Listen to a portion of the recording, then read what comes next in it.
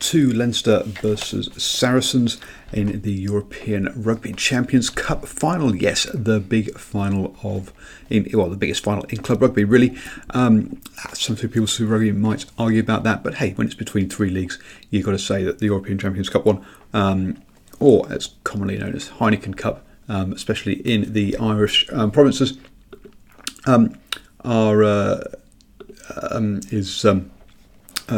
was played today. It finished 10-20 with Saracens being the victors for I think it's the third time in their history, meaning now that English sides have won the European Champions Cup more times than either Irish or French sides. And joining me to discuss this is Veronique. How are you doing?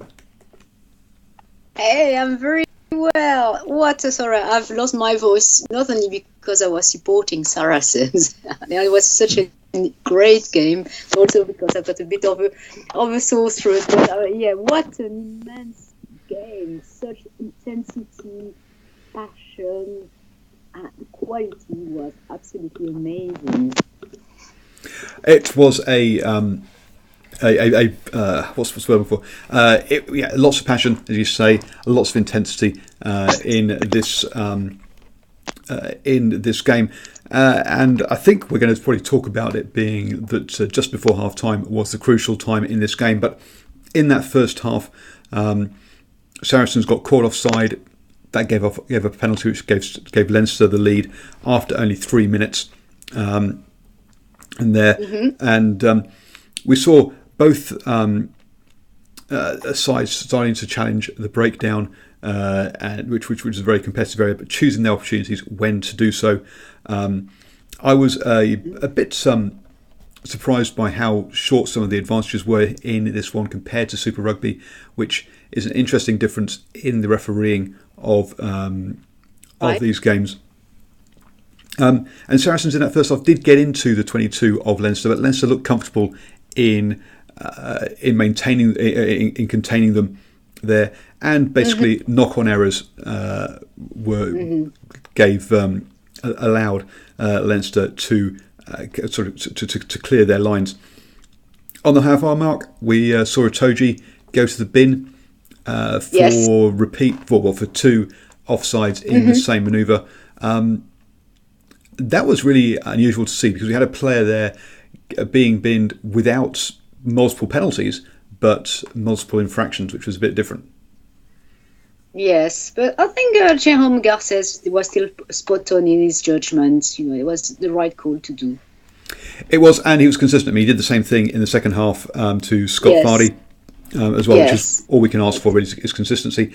I have to say, a bit disappointed to the fact that, at the same time you had the two props, who got injured, Titi Lamositel and Mako Vunipola. He looked quite serious, but I was very impressed by the quality and the great performance from Richard Barrington. He usually turn up in the last 3 minutes of any games, and Core obviously is plays for the box and so on. But I think they took the challenge really, really well, especially Richard Barrington. Yep, both changed on the half-hour mark, which was which was definitely a concern, or was thinking it would be a concern come the second half and tiredness, but that didn't come to be.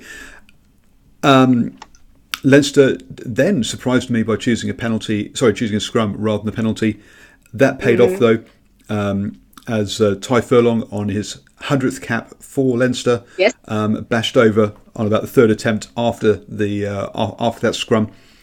And a man in the bin, Leinster 10-0 up. Things were looking good for the Irishmen at that point. And I was feeling a bit concerned, to be honest with you. I was feeling slightly deflated. So I said, Sari needs to work on their magic here. Something needs to happen. And I leave it to you. What happened?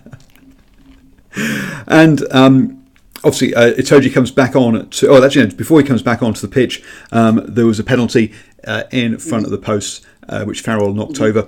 to pull back 3 on 39 minutes. You're thinking, okay, they've got that one score in the first half. They've got that late score in the half. That's good for them. They'll give them something to talk about at half time.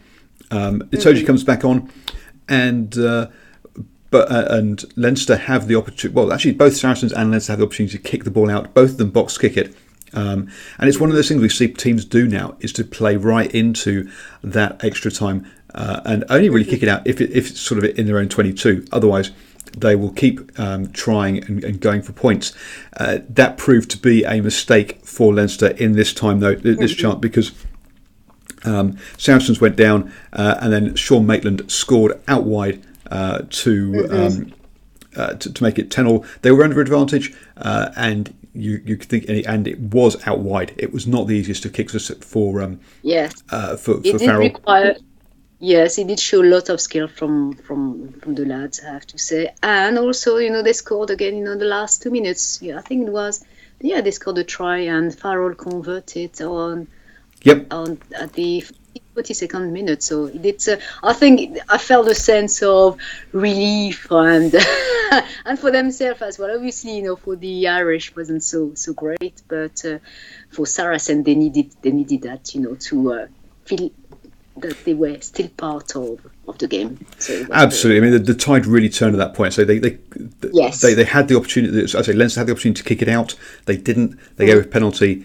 Saracens kicked down into 22, and then went on to score out wide and put it over. And so so suddenly they go in. It's 10-all at half time. After Leinster had the lion's share of the possession and territory. 57% and 55% for both on those two. So they had the upper hand on territory and possession, hadn't got the points, and were suddenly going in with it all evened up. Come to the second half, and 19 phases. And Leinster even had a couple of overlaps as well that they didn't execute, or they didn't thread the ball wide. We had players like Ringrose taking it up. And then got turned over in the ruck.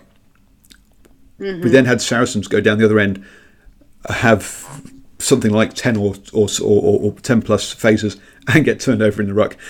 This was a very even game. We had both sides going through those phases and getting. But then on 57 minutes, Scott Fardy did something similar to Mario Itoje, got caught offside. Yes. And as Gar says, explained it. I gave it to yellow to him in the first half. It was yellow for you in the second half. Farrell obviously knocks over the 3, and Saracens were up in front. Leinster again had the majority of the possession and territory up until that point in that half, but again hadn't come away with any points, and that was a big a big thing for them. They went through a whole bunch of phases after that as well when they had a man up, but Billy Vunipola intercepted the ball, kicked downfield. And you know what, Paul? I think we can call it the try of the year. Whoa! Because Billy Vunipola really nailed it. Thanks to his to that last try. Once he scored, and obviously Farrell converted. The trophy was in the bag, I have to say. It definitely felt like it on that 66 minutes when I mean there was time. We had another 14 minutes to go, but they were still down they were still down an extra man. And that really told in that scrum, which is why why Saracens kept going back to that scrum. The backs were never getting the ball out of the back of that. Vunipola, as you say, came off. He then also had another intercept late on as well, which probably, I'm not seeing the official man of the match, but I think Vunipola probably is up there in that discussion today. Right. And that's how it finished. And quite fittingly, Vincent Koch, who had came on early, unexpectedly, had a very good game. Both with ball in hand and also tackling. Got to kick the ball off at the end to finish it all as well at the end of that. And that's now 3 Champions Cups for Saracens in 4 years? Within 4 years. which is an amazing record achievement for them to achieve. So Leinster, sorry, they've got the same amount of wins as Toulouse, I believe. I think it's five, yes. So they were hoping for another one, but no, not this time. I think last year Saracens learned a lot from when they played against the semi-final against Leinster. Obviously, the full squad wasn't. I think there were a few injuries and so on.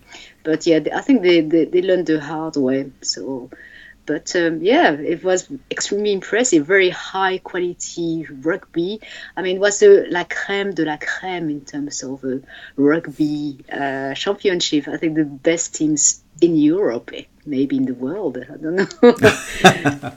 Maybe. I don't know. You may probably have some comments about that, but. This has been a vintage tournament for me, I think, because we've at least in the last couple of rounds, because we had Leinster Toulouse, we had 10 championships between them going head to head in semi-finals. In the other semi-final, Saracens versus Munster, 4 at the time championships between them going head to head. So we had 14 winners in the semi-finals. We came to the final. We had the 2 best teams in Europe. So this really has been one of those seasons where we've got the best at the top there. Not just this season, but also historically as well. Some of the best teams in Europe. This now means that English sides have won more European Champions Cups than either French or Irish. So I think it's 10, 9, 8. So England, France, Ireland. So the it's which is that's just a nice little fact there. For me, Saracens really have focused on this tournament this season. They've not lost a game in it. Their smallest winning margin, I think, was something like 20 points up until this game. They have lost games in the Gallagher Premiership. Have been comfortable to do so. Because this has been their big target.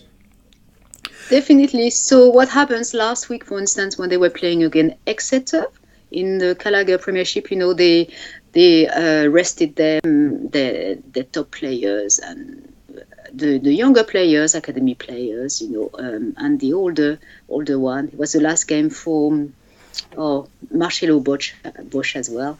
At least at Allianz Park, they were able to perform extremely well. So there's very much, lots of positivity, not only for the current team, but also for the younger generation, such as for the younger guys, such as Ben Earl. Who else did I spot it? Oh yeah, Max Malines. And Tom Whiteley. So Saracens very, very good hands. Testament to their training, to the way they look after their players, their coaching. It's a very, very good place. Mike says in the chat, Saracens' defensive line was impenetrable, Saracens were 82% with their tackling. Leinster also with 85. And if you think that we had 3 tries in this game. One was when Mario Toji was off the pitch. One was when Fardy was off the pitch, and then we had that one just at half time. So both sides, I say, were very solid defensively in this game. Yes. The big difference, and it was mentioned a lot in commentary, was basically the size and the power of the Saracens pack and the ability to get over that gain line was a big thing.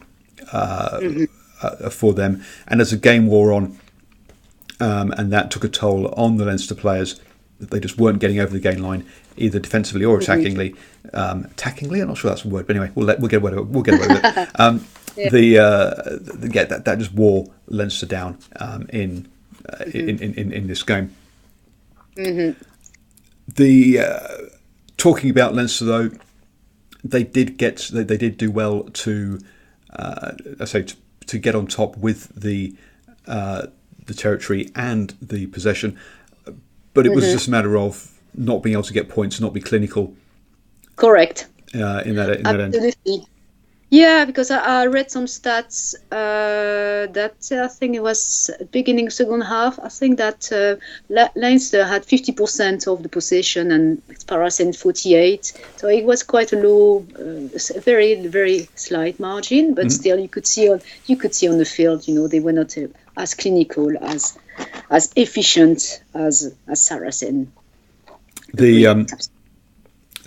And Saracens also scrambled well. They had to score. They had to make more tackles, which meant they missed more tackles as well. I mean, they missed 28 tackles. Did Saracens today? But there was always someone else there to catch the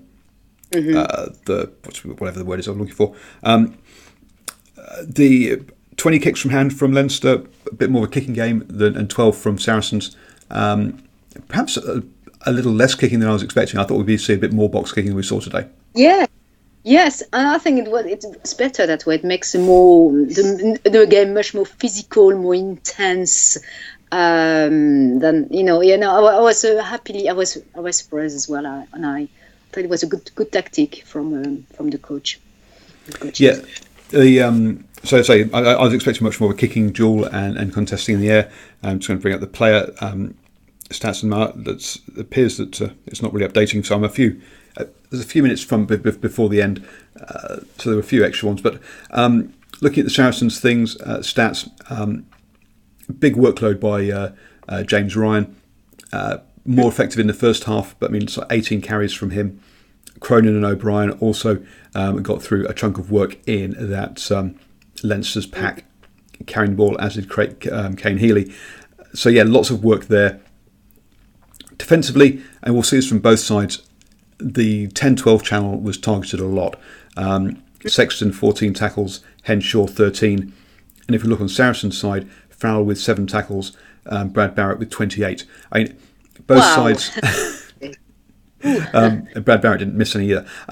Both sides really try and just get beyond the forwards and target those inside backs. Mm-hmm. Correct. Yes.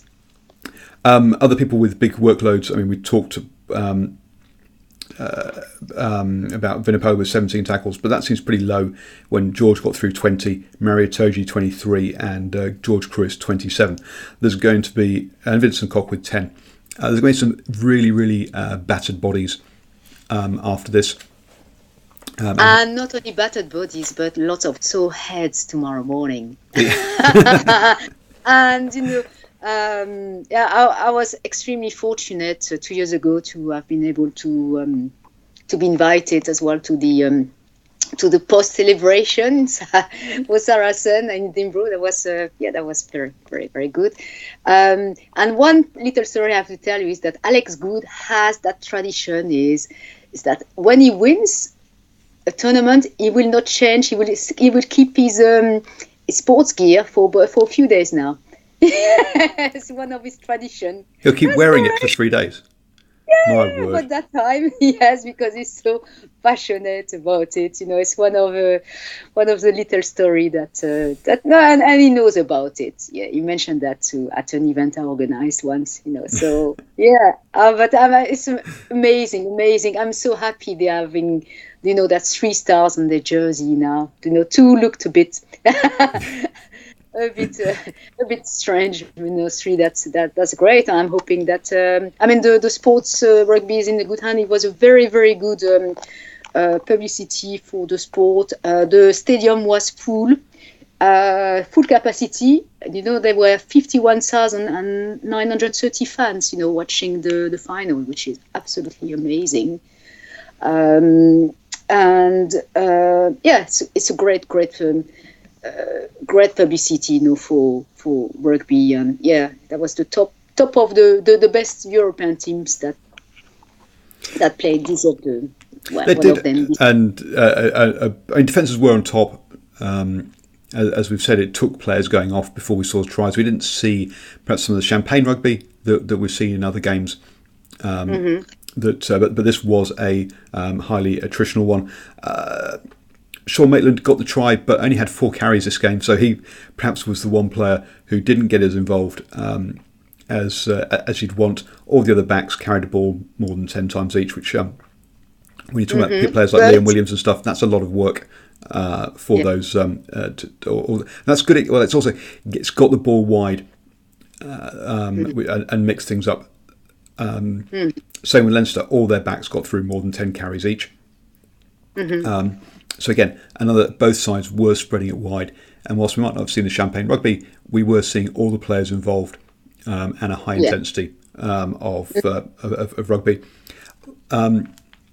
We saw a couple of Sexton get taken down, or not get taken down, sorry, Sexton down and being treated towards the end there. Let's hope he's fit. And well, there's a lot of players here we're going to be seeing at the Rugby World Cup, and we do want to see them. I think it's kind of the big things. We don't want us to have players like Mako Venipola. Let's hope those injuries aren't, and Titi Lamasatelli for the USA as well. Absolutely. For Mako, I think it was his hamstring that got injured, from what I heard, on the commentary, and TT, I'm not sure. But one thing, I read as well is that the Leinster team had more time to rest than the Team A, than the previous team. But it didn't matter this time around. Like you were saying, Saracens. I mean, both teams were played extremely of a high quality rugby, but yes, Saracens was slightly more clinical. And you can see also, I think Saracens were expecting to have that second half advantage. We saw straight after the first penalty by Sexton how quickly Saracens were trying to take the restart. In fact, we hardly got time for replays, and it was like, whoops, we're off again.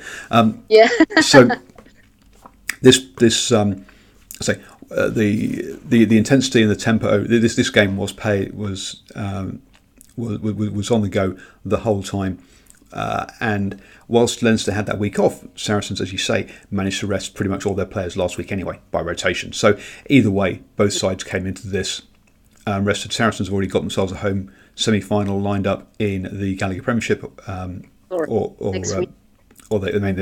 should get it.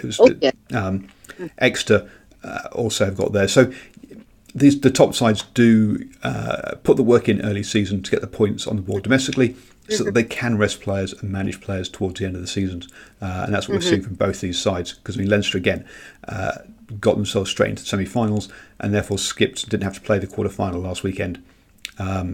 Whereas Munster players like did have to. For example, if Munster had made it, they would have found it more difficult. So these teams, as you say, I don't think that rest would have had a significant difference between for these two sides. So enjoyable final. Any last words? Can we add another 4 stars next year? I mean, it's been a fantastic tournament. So yes, very, very impressed by the quality of the European rugby that was played. And you can say that now Saracens has joined, is probably one of the most successful European team. Absolutely, they've got some way to catch Toulouse and Leinster, who have both got 5. So still a couple more to go. But the way that Saracens have gone about and structuring their season towards this one, I wouldn't be surprised if they did if they didn't take that same approach going forwards again. So thank you everyone for joining me. Do please subscribe to the channel. Do lots of post-match reactions, especially around the Super Rugby, but also around the internationals, and we'll be doing a lot around the World Cup as well. So do hit that subscribe button down below for that. And thank you, Veronique, for joining me. Oh, do let people know where they can get your rugby writing and all your content. Sorry.